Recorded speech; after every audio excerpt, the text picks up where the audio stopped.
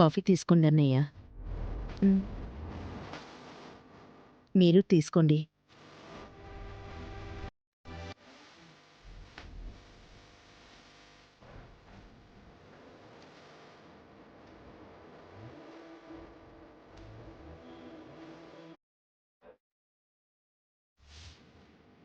తెల్లవారింది. రామ్, సీత ఇంకా ఇంటికి రాలేదేంటి? ఇప్పుడైనా మీ ఊళ్ళో వెతికొచ్చా శివకృష్ణ గారు? లేదా పట్టపగలు దొంగలు పడ్డారు అని ఊళ్ళో వాళ్ళనుకుంటారా?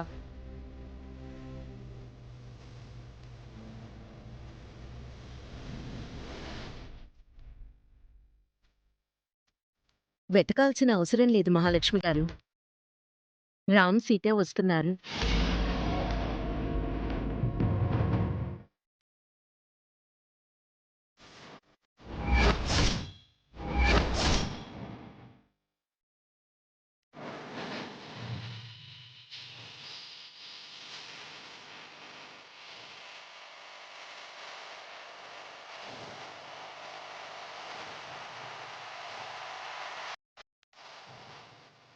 నైట్ అంతా ఎక్కడికి వెళ్లారు మీరు? మాతో చెప్పకుండా సెల్ ఫోన్స్ కూడా ఇంట్లో పెట్టి వెళ్లారు. మీరేమైపోయారో మీకెలా ఉందో తెలీక రాత్రంతా మేమెంతో టెన్షన్ పడ్డాం. అలా చెప్పకుండా వెళ్తే ఎలా Ram? Sorry daddy. Night Sita మాకు 6 బయట ఫస్ట్ నైట్ అరేంజ్ చేసింది. భలే థ్రిల్లింగ్గా ఉంది.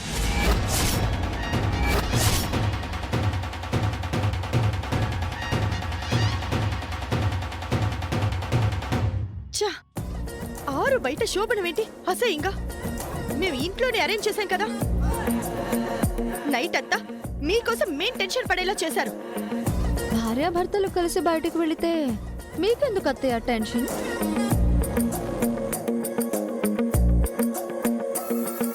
మేమేం చిన్నపిల్లలం కాదు కదా. పైగా ఇది మా ఊరు.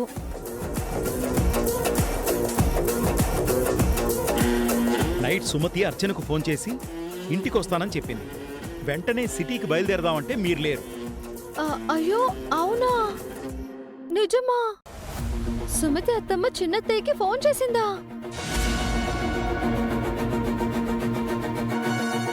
అమ్మ వచ్చిందా? మన ఇంట్లో ఉందా?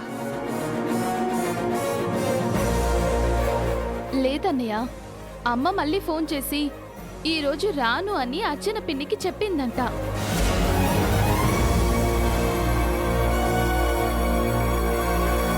అవును రామ్, మీరు లేకపోయేసరికి మేమంతా బయలుదేరదాం అనుకున్నాం. అంతలో మీ అర్చన పిన్ని ఫోన్ చేసింది. ఇన్నాళ్ల తర్వాత మళ్ళీ సుమతిని చూడొచ్చు అనుకుంటే తను రాకుండా ఆగిపోయింది. అత్తమ్మ ఎప్పుడు ఫోన్ చేసిందంట? మీరు గదిలో ఉన్నప్పుడు. అత్తమ్మ రావట్లేదని మళ్ళీ ఫోన్ ఎప్పుడొచ్చింది? మీరు గదిలో లేనప్పుడు. అరే, భలే విచిత్రంగా ఉంది. మేం గదిలో ఉన్నప్పుడు అత్తమ్మ వస్తున్నట్టు ఫోన్ రావడం, మేము గదిలో లేనప్పుడు అత్తమ్మ రావట్లేదు అని మళ్ళీ ఫోన్ రావడం. అంతా విష్ణుమాయలా ఉంది.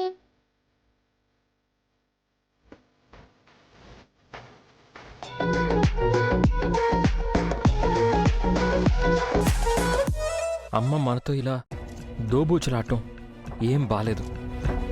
వస్తానని చెప్పి ఎందుకు రాలేదు?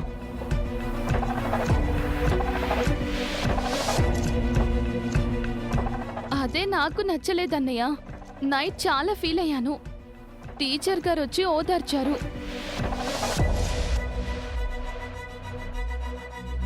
మీ అమ్మకు మీ మీద ఎంత ప్రేముందో నీ పెళ్లిలో తేలిపోతుందిలే ప్రీతి. నా పెళ్లికి మా అమ్మ వస్తుందని టీచర్ గారు చెప్పారు పిన్ని. ఆవిడ చెప్తే మీ అమ్మ వస్తుందా?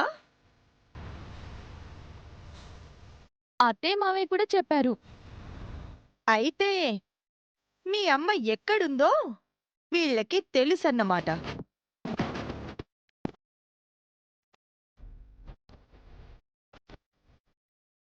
మాకు తెలియదు మహాలక్ష్మి గారు. కానీ ఇక్కడ జరిగిందంతా సుమతికి తెలుసుంటుందని మాకు అనిపిస్తుంది. అందుకే నిన్న రాత్రి సుమతి రాలేదేమో. రామ్ సీత కార్యం ఆగిపోవడం ఇష్టం లేక సుమతి ఆగిపోయి ఉంటుంది.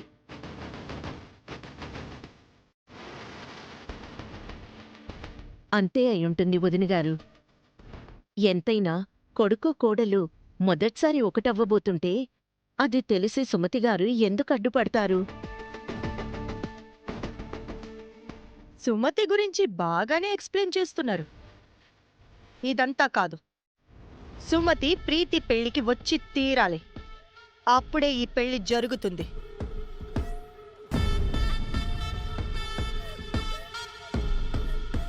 అంతే మహా, నేను అదే అనుకుంటున్నాను. అలా అయినా సుమతి మనతో దోబూచులాడ్డం మానేస్తుందేమో.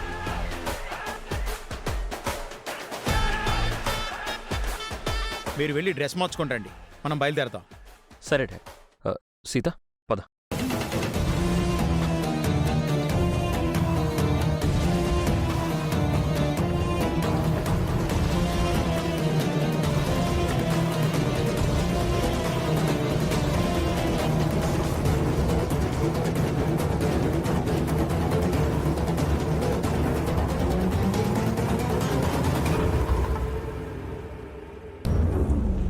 ఛా! ఇంత కష్టపడినా ఫస్ట్ నైట్ ఆపలేకపోయాను. రామ్ సీత ఒకటైపోయారు. ఇక రామ్ దాని కొంగు పట్టుకుని వెనకే తిరుగుతాడేమో. ఏంటత్తా?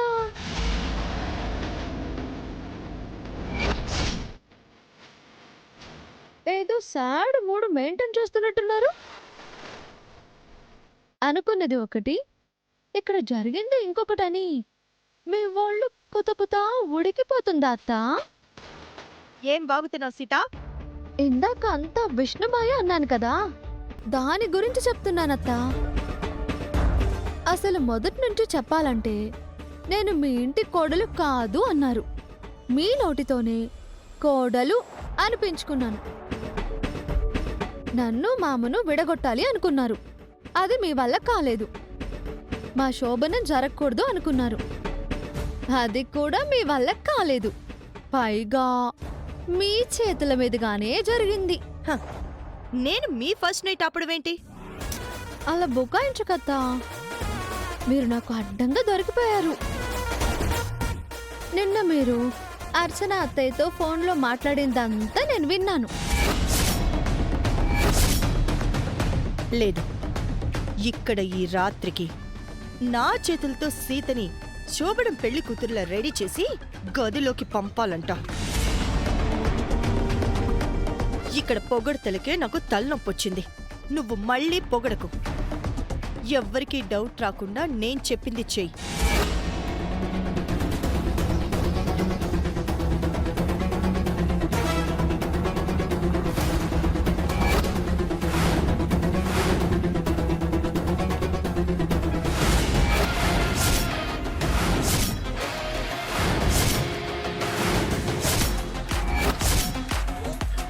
మీ విష్ణుమాయను నేను అప్పుడే విన్నాను అత్తా.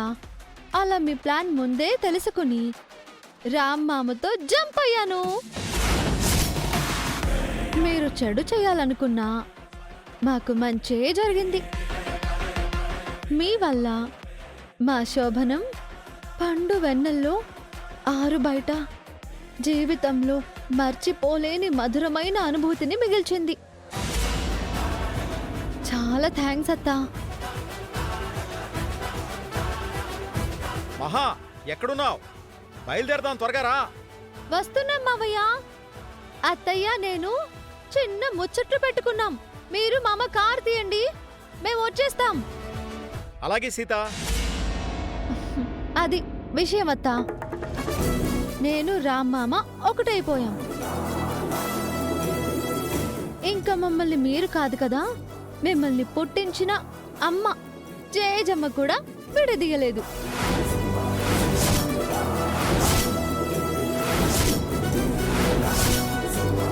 రండి వెళ్దాం.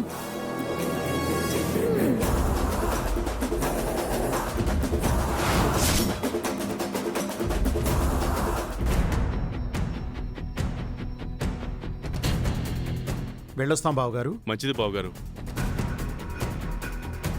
పెళ్లికి ఎక్కువ టైం లేదు. త్వరగా సుమతిని రప్పించే ప్రయత్నం చేయండి. లేదు అంటే ప్రీతికి నేను వేరే సంబంధం చూడాల్సొస్తుంది.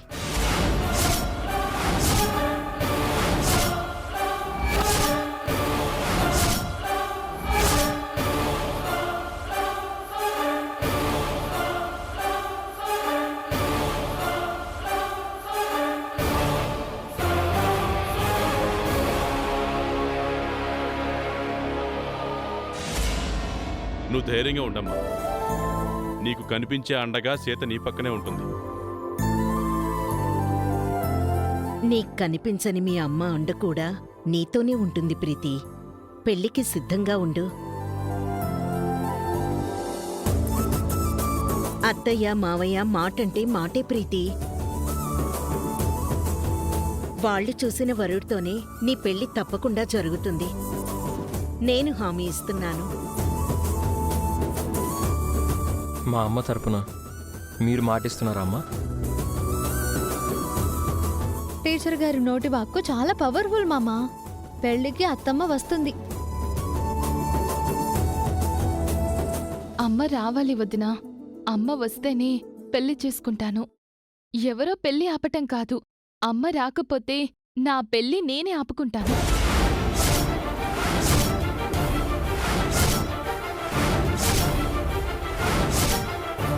అంతవరకు రాదు ప్రీతి. మీ అమ్మ వస్తుంది. నీ పెళ్లి జరుగుతుంది. టీచర్ గారే అలా చెప్పాక ఇంకా భయం ఎందుకు? పదండి బయలుదేరదాం. వెళ్ళొస్తాం అత్తయ్య. బాయ్ మావయ్య. మంచిది రామ్. క్షేమంగా వెళ్ళరండి. రామమ్మ.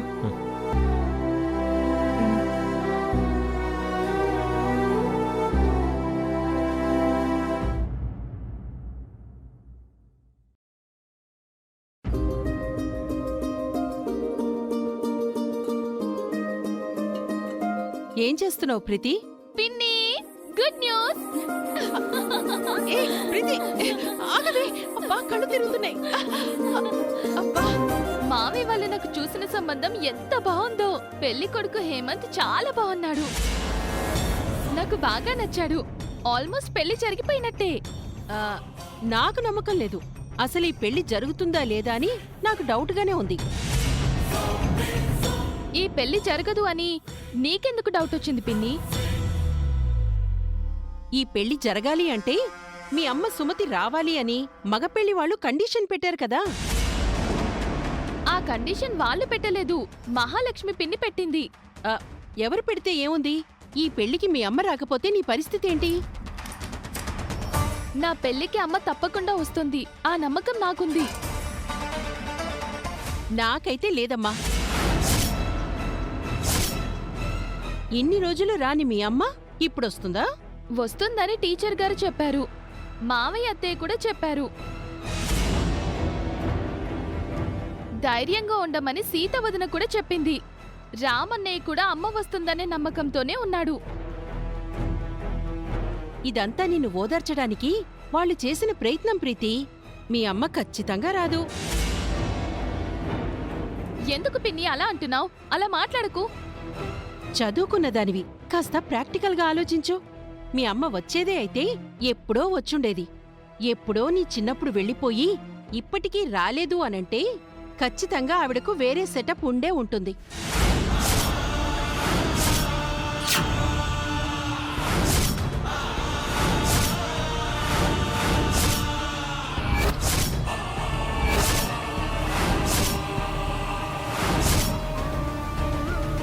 వేరే సెటప్ అంటే? మీ అమ్మ వెళ్ళిపోయాక మహా జనాబావగారు పెళ్లి చేసుకున్నారు కదా. అలాగే మీ అమ్మ కూడా వేరే అతన్ని పెళ్లి చేసుకుని సెటిల్ అయిపోయిందేమో. పెళ్లి చేసుకోకపోయినా వేరే మనిషితో రిలేషన్షిప్లో ఉందేమో. అతనితో పిల్లల్ని కని అక్కడే సెటిల్ అయిపోయిందేమో. అసలు నువ్వు రామ్ ఆవిడ పిల్లలు కాదేమో.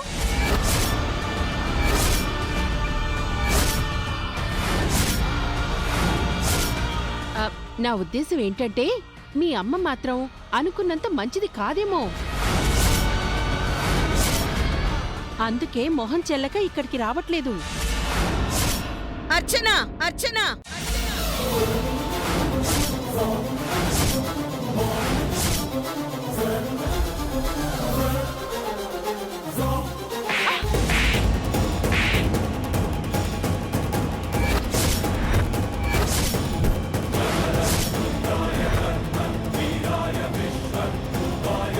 ఎంత ధైర్యం, నన్నే కొడతావా? ఇంకొకసారి ప్రీతి వాళ్ళ అమ్మ గురించి ఇలా మాట్లాడితే చంపేస్తాను. ఆవిడ్నేమన్నా అంటే నీకేంటి? మళ్ళీ మాట్లాడావంటే నాలుగు కోసేస్తాను. ఆడదానివేనా నువ్వు? సాటి ఆడదాని గురించి ఇలాగేనా మాట్లాడేది? నీ నోటికి హద్దు అదుపు లేదా? నన్నే కొట్టి నాకే క్లాస్ పిక్తావా? నిన్ను ఊరికే వదల్లు. ఇప్పుడే అందర్నీ పిలిచి నీ సంగతి తేలుస్తాను.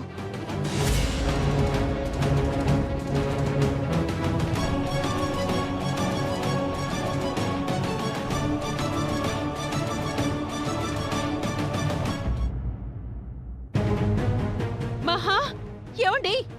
బావగారు, రామ్, అందరూ రండి ఒకసారి. మహా, నా పరువంతా పోయింది మహా. ఏమైంది అర్చన? ఈ టీచర్ నా చెంప మీద కొట్టింది మహా. నన్ను చంపేస్తాని వార్నింగ్ ఇచ్చింది మహా.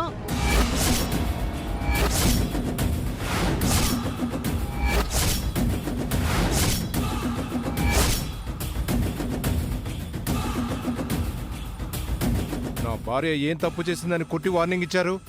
తను సుమతి గారి గురించి పిచ్చిగా వాగింది. అందుకే చెంప మీద కొట్టాను, బుద్ధి చెప్పాను. మరోసారి ఇలా ఇష్టం వచ్చినట్టు వాగద్దు అని వార్నింగ్ ఇచ్చాను.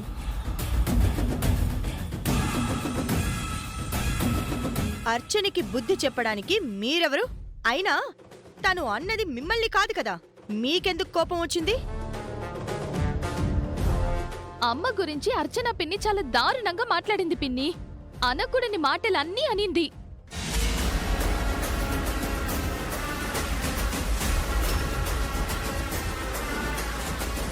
ఇప్పుడు చెప్పండి, సుమతి గురించి అలాంటి మాటలు అన్నదాన్ని ఏం చేయాలి?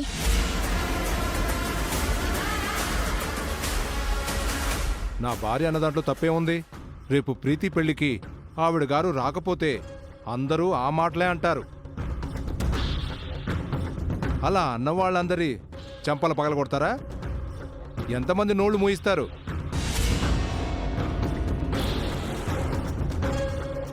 కరెక్టే కదా. ఇంట్లో వాళ్ళ నోళ్లు మూయించగలమేమో కానీ ఊళ్ళో వాళ్లపై చేయి చేసుకుంటే వాళ్ళు చేతులు కట్టుకొని ఉండరు కదా. ఏంటత్తయ్య కరెక్ట్?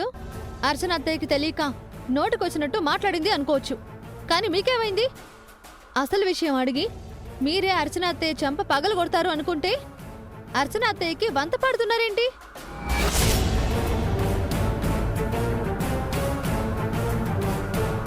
ఈ ఇంట్లో అందరికంటే సుమతి అత్తమ్మ గురించి మీకే బాగా తెలుసు. అత్తయ్య ఎలాంటివారో, తన వ్యక్తిత్వం ఏంటో మీరు దగ్గరుండి చూశారు. ఆవిడ వల్లే ఇప్పుడు మీరు ఈ స్థానంలో ఉన్నారు. అయినా లేని ఆవిడ గురించి నోటికొచ్చినట్టు మాట్లాడితే అర్చన అత్తయ్యను మందలించాల్సింది పోయి అది తప్పు కాదు అంటున్నారా? అమ్మ గురించి ఎవరు తప్పుగా మాట్లాడినా నేను సహించను పిన్ని.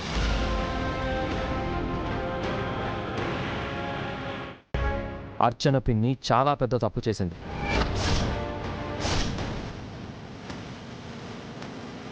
అవును మహా, ఈ ఇంట్లో సుమతికంటూ ఒక గౌరవం ఉంది. దాన్ని ఎవరు పాడు చేసినా అది ఎవరైనా సరే క్షమించకూడదు.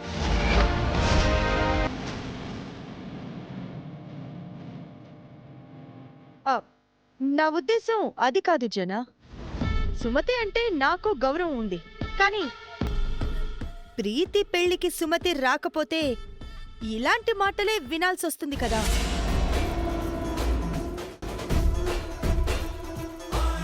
అలాంటి మాటలు అనేవాళ్ళు ప్రీతి పెళ్లికి రావాల్సిన అవసరం లేదు పిన్ని. సంస్కారం లేని వాళ్ళకి నా చెల్లి పెళ్లిలో స్థానం లేదు. హ్మ్.